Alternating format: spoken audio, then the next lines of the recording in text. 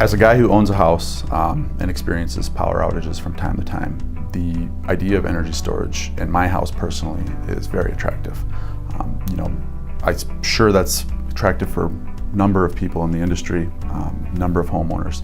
I think the opportunity is a really good opportunity, and I say that from the standpoint that if power goes out in your home and you have energy storage tied with a solar array, typically in the past what you would do as a homeowner is you would go fire up your generator if you had one, and you would backfeed your house.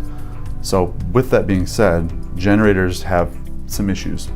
They're loud, they take fuel.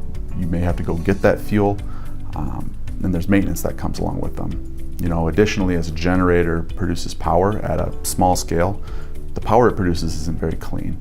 It can be hard on your appliances, washers, dryers, refrigerators, things like that.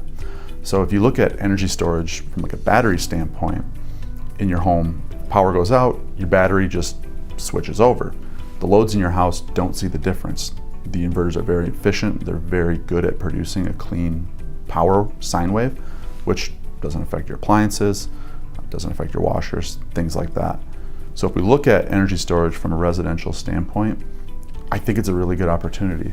I think it's something that has a cost associated with it, but I think it's also something that I want as a homeowner, and I think that other people want that as well. The ability to not lose all the food in your refrigerator, not lose all the meat you may have in your freezer, the ability to charge your phone, stay in contact with loved ones during a storm event, something like that.